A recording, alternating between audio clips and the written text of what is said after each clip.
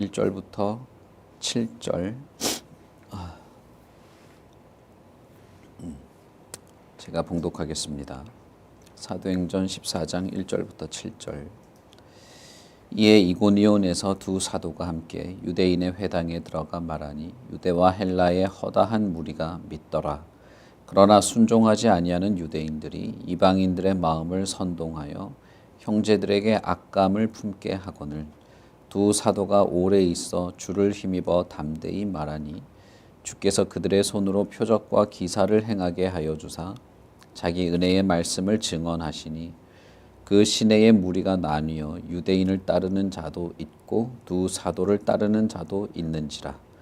이방인과 유대인과 그 관리들이 두 사도를 모욕하며 돌로 치려고 달려드니 그들이 알고 도망하여 루가오니아와 아의 두 성 루스드라와 더베와 그 근방으로 가서 거기서 복음을 전하니라.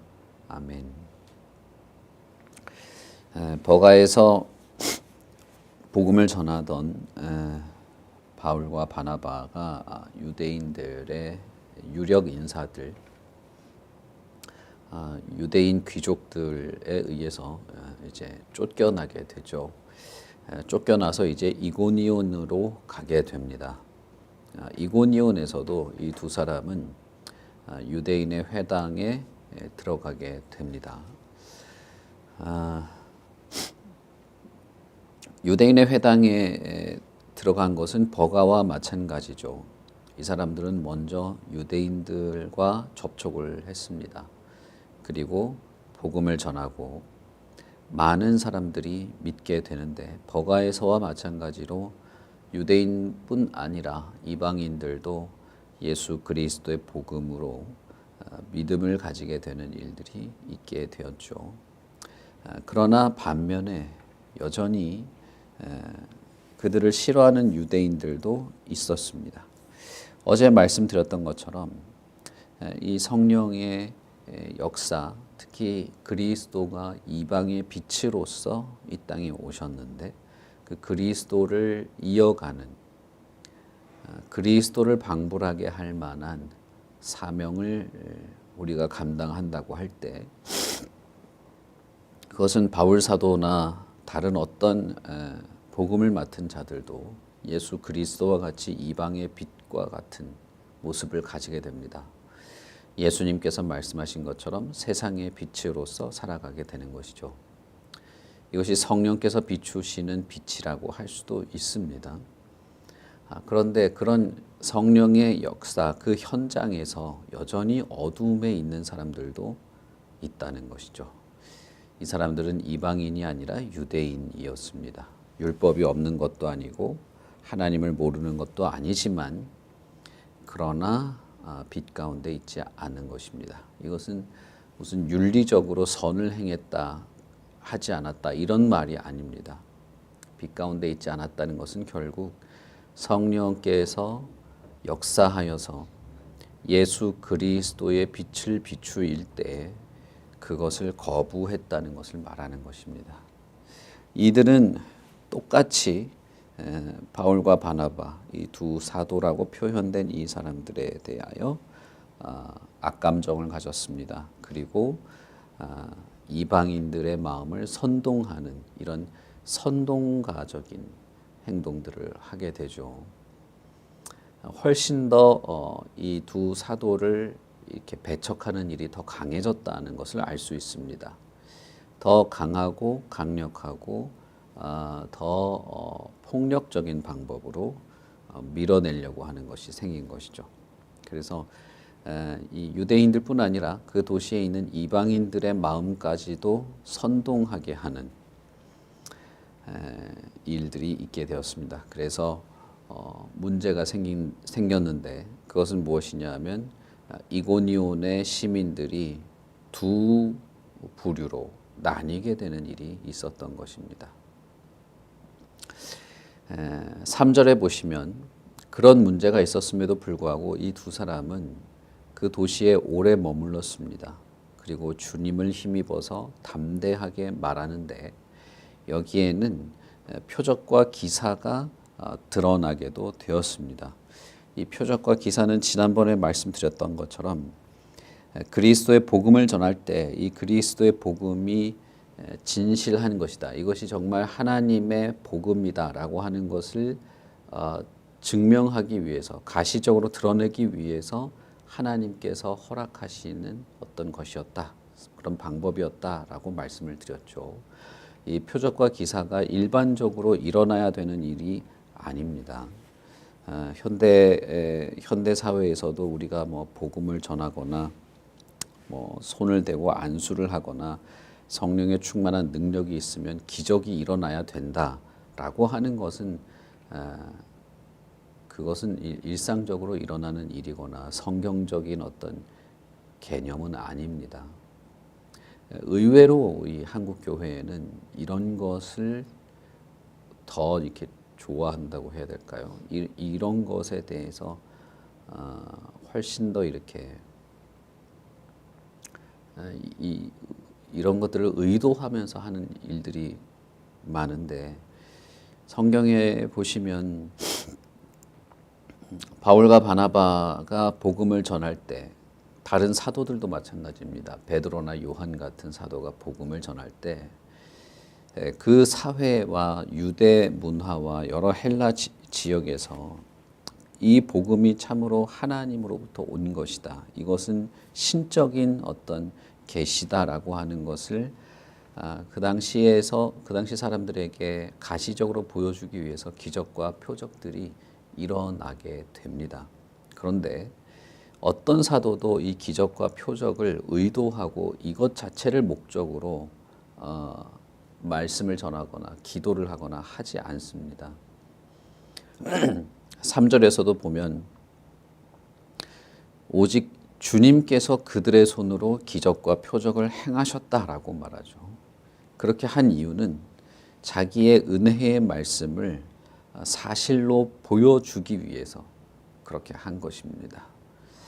그렇다면 거기 있는 유대인들과 이방인들이 저 복음은, 바울과 바나바가 전하는 저 복음은 정말 하나님으로부터 온 것이구나라는 것을 믿는 자들에게 또 이런 표적과 기사가 일어날 필요가 없는 것이죠. 그것처럼 사도행전 후반부로 가면 이런 기적과 표적이 일어난다고 하는 그 기록은 거의 나타나지 않습니다. 바울이나 다른 사도들도 감옥에 갇혔을 때 감옥에 갇힐 때마다 문이 열린다거나 이런 일이 생기지도 않고 병이 걸리지도 않는 그런 일도 일어나지 않습니다. 근데 디모데는 위장병 때문에 많은 고생을 했고 이런 일들이 생기죠. 여러분, 이런 성령의 역사에 대해서 더 중요하고 더 핵심적인 일들이 있는데 이 주변부에 빠져서 주변부를 집중할 필요가 없다는 것입니다. 어쨌든 이 사람들에게 이 복음이 효과적으로 전달되기 위해서는 이런 일이 필요했고 주님께서는 그것을 실행하신 것이죠. 그래서 사람들이 믿는 자들도 있었고 그러나 반대하는 자들도 있게 되는, 사람이 두 부류로 나뉘는 일이 이 도시에 있게 됩니다. 이것은 복음이 전하여지는 곳마다 언제나 일어나는 현상입니다.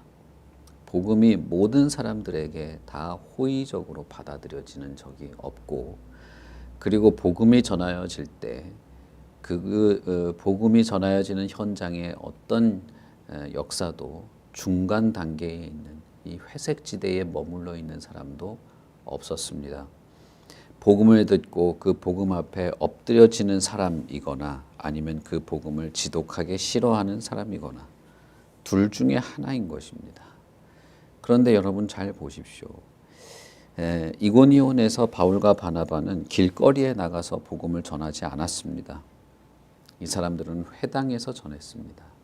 그러니까 다시 말하면 처음에 이 회당에 와서 복음을 전할 때 그 회당에 나와서 앉아있는 사람들은 다 성경도 알고 하나님도 알고 율법도 알고 하나님을 섬기는 일들도 해오던 사람들이라는 것이죠.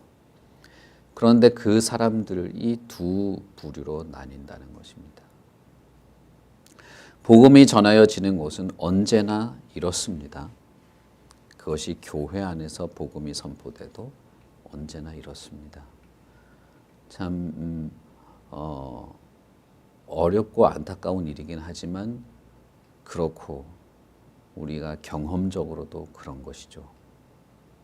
저의 경험 속에서도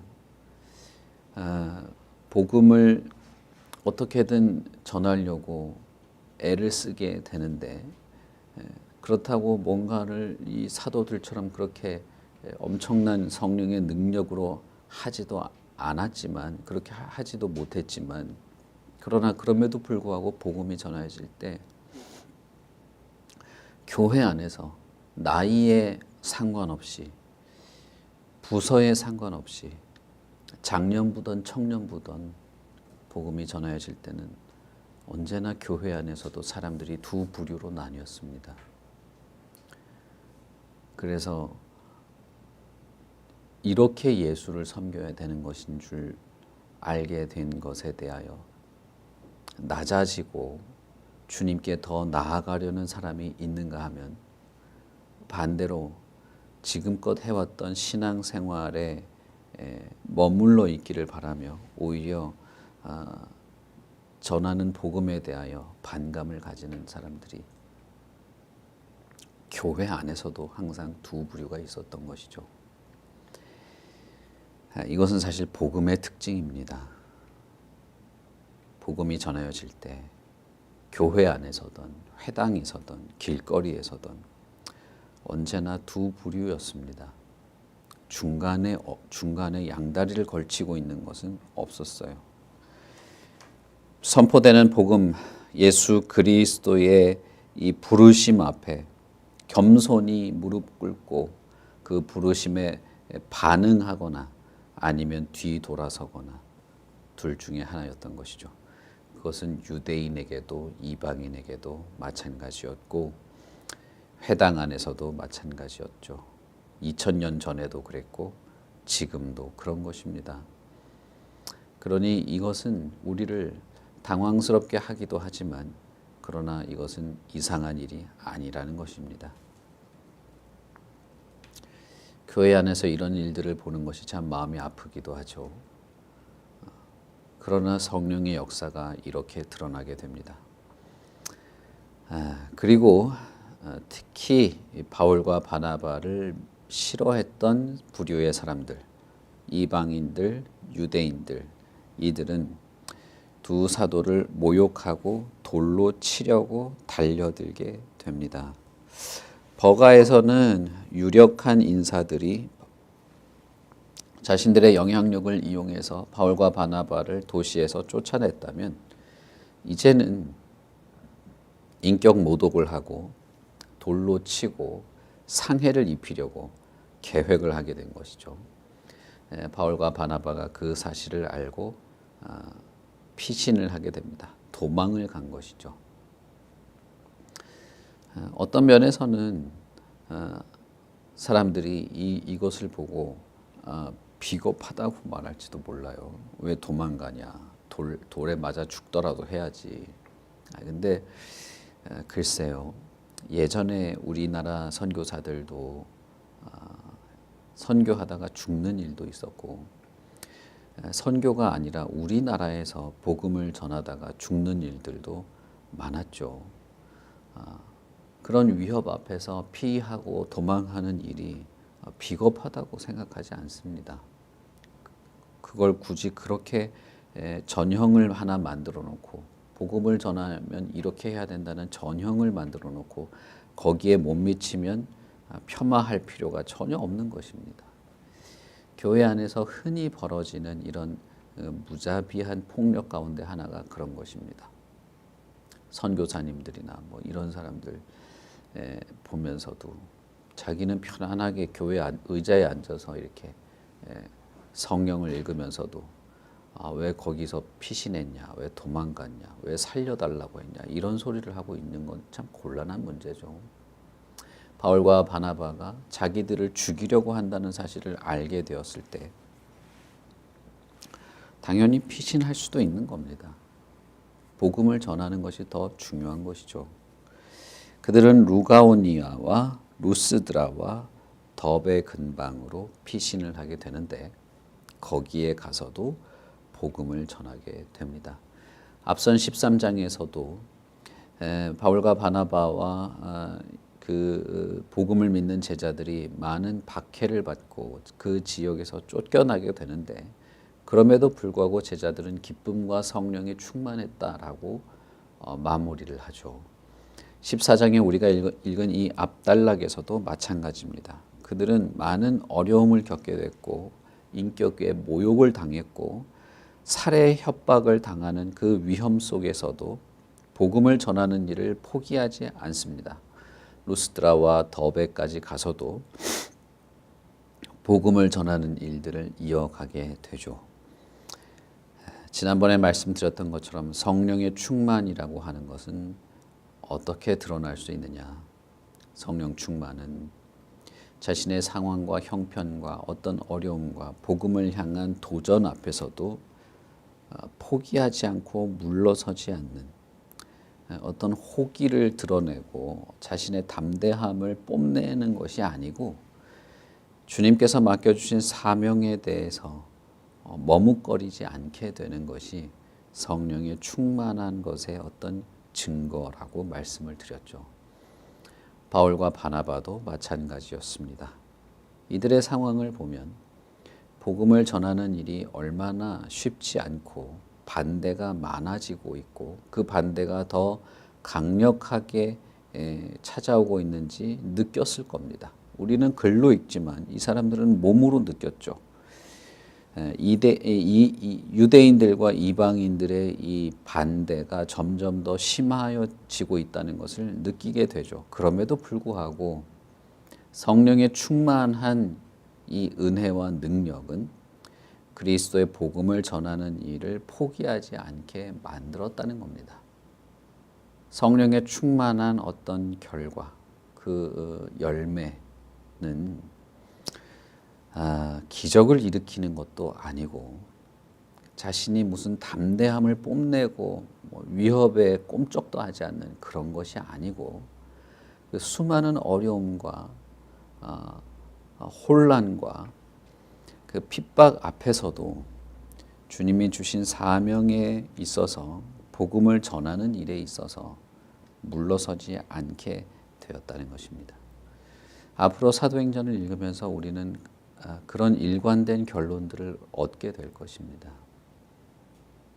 그렇게 성령 충만한 사람들이 세상 어디 구석 어느 골목에 어느 후미진 곳이라도 한 명씩이라도 늘 있어 왔기 때문에 2000년이 넘는 시간 동안에 이 복음이 멈춘 적이 없는 겁니다. 그 중앙아시아에 있었던 이 몇몇의 사람들이 그 박해와 핍박과 죽음의 위협 앞에서도 성령의 능력을 따라서 복음을 전하는 일들이 정말 어느 길거리, 어느 구석 모퉁이에서라도 있었기에 지금 대한민국의 저와 여러분이 복음을 알고 주님을 알고 주님의 뜻에 따라 살고 우리도 복음을 전하는 일이 있게 되는 것이죠. 저는 이것이 이 역사를 관통하여 흐르는 성령의 역사 흐름이 있다는 느낌이 듭니다. 이 성령의 역사는 멈추어지지 않습니다. 이 성령의 역사는 멈춘 적도 없고 앞으로도 멈추지 않을 것입니다. 그 역사의 흐름, 하나님의 역사의 진행에 우리도 있는 것이죠. 제가 몇 번 말씀드리는 것처럼 그 역사의 흐름에 벗어나서 우리끼리 강가 옆에 텐트를 치고 있는 그런 느낌이 아니기를 간절히 바라는 것입니다. 성령의 그 큰 역사, 어느 지역에 어느 장소에 어느 시간대에 어느 누구든 성령의 충만한 은혜와 능력을 베풀어서 주님의 그 역사를 이어지게 하고 흐르게 할 때 우리 교회도, 우리 교회 성도도, 저와 여러분도 그 현장에서 있기를 바라고, 이방의 빛으로 오신 예수 그리스도처럼 우리도 세상의 빛으로 살아가기를 바라고, 그런 모든 상황과 형편 속에서 이 교회가 복음 진리를 전하는 일에 있어서 후퇴하지 않기를 바라는 것이죠. 그러니 우리는 언제나 이 중심, 교회의 중심, 어떤 주님의 사명을 맡은 것에 있어서의 중심을 항상 성경에 두고, 하나님에게 두고, 주님에게 두고, 우리를 이끌어 가시는 성령에게 두면서 순종하면서 그렇게 이 땅을 살아갈 수 있기를 바랍니다. 우리가 가지고 있는 많은 한계가 있고 연약함이 있고 어려움이 있지만 그 한계 안에서 우리의 할 일이 있는 것입니다. 한계 안에서 우리의 감당할 역사들을 해 나가는 것이죠. 오늘 하루의 모든 과정도 이렇게 주님께서 우리에게 주신 시간이고 삶이 될 것입니다. 성령이 우리 안에 은혜로 역사하여 주시기를 바라고, 우리 마음부터 복음의 은혜에 충만하여지기를 바라고, 우리의 삶의 환경, 그리고 교회의 활동, 우리 각자의 삶의 여러 활동이 주님께서 주시는 이 모든 은혜를 힘입어서 하는 그런 삶이 함께 하기를 바라고, 그 안에서 우리의 마음도 기쁨과 성령에 충만한 것이 있기를 바랍니다. 우리 같이 기도하겠습니다. 하나님 아버지, 은혜를 참 감사합니다. 주께서 우리를 하나님의 거룩한 교회로 부르시고 우리에게 성령의 은혜를 베풀어 주시는 줄 믿습니다. 우리가 뭔가 더 뛰어나고 잘나고 남들과는 차별되는 그런 사람이 되고 싶어서 성령을 구하는 것이 아닙니다. 우리에게 성령의 충만한 은혜를 주시는 주님의 뜻이 있고, 그 안에서 우리가 참된 교회로, 거룩한 하나님의 자녀요 그리스도의 제자로 살아갈 수 있게 되기 때문에 우리는 성령의 충만한 은혜를 구합니다. 복음이 전하여지는 곳마다 주님을 향하여 바른 마음으로 나아오는 것들이 있었고, 큰 기쁨과 성령의 충만이 있었다고 말씀하십니다. 그래서 우리는 하나님의 거룩하신 뜻을 따라서 살기를 바라고, 주님께서 우리에게 주시는 사명을 우리도 잘 수행하기를 바라고 있습니다. 우리에게 지혜와 지식을 더하여 주시고, 용기와 담대함을 더하여 주시고, 무엇보다도 성령의 충만한 은혜와 능력을 베풀어 주시기를 바랍니다. 복음 진리를 잘 전할 수 있게 하여 주시고, 복음이 선포되는 그 자리에 우리와 주님께서 함께 동역하는 것들을 느끼고 감사하며 살아가게 되기를 간절히 바랍니다. 참사랑교회 모든 성도들, 우리 어린아이에서부터 장년, 노년에 이르기까지 한 사람 한 사람을 하나님께서 지키시고 거룩하고 참된 진리의 말씀 위에 바로 서게 하여 주시고, 믿음이 견고하고 깊어지게 하시며 성령의 충만한 은혜가 있게 하여 주시기를 바랍니다. 우리 자녀들이 믿음 안에서 바르게 자라나게 하시고 참되고 거룩한 예배자로 하나님을 예배할 수 있도록 양육하여 주시고, 모든 믿음의 본이 되는 우리의 교회의 활동과 성도의 삶이 있게 하여 주셔서 비록 악한 세력에 흔드는 것이 있고 우리의 마음이 연약한 한계에 있다 할지라도 성령이 함께하여 주시고 주님께서 우리에게 허락하시는 그 은혜 안에서 다시금 일어서고 힘을 내고 흔들리지 않으며 성령의 충만한 은혜 가운데 기쁨이 있도록 하여 주시옵소서. 오늘 하루의 모든 삶을 하나님께서 지키시고 도우시고 우리가 참으로 참된 교회로 거룩한 주의 제자로 하나님의 백성들로 살아가게 하시옵소서. 감사합니다. 예수님 이름으로 기도합니다. 아멘. 하늘에 계신 우리 아버지여, 이름이 거룩히 여김을 받으시오며 나라의 마옵시며 뜻이 하늘에서 이룬 것 같이 땅에서도 이루어지이다. 오늘날 우리에게 일용할 양식을 주옵시고 우리가 우리에게 죄 지은 자를 사하여 준 것 같이 우리 죄를 사하여 주옵시고 우리를 시험에 들게 하지 마옵시고 다만 악에서 구하옵소서. 대개 나라와 권세와 영광이 아버지께 영원히 있사옵나이다. 아멘.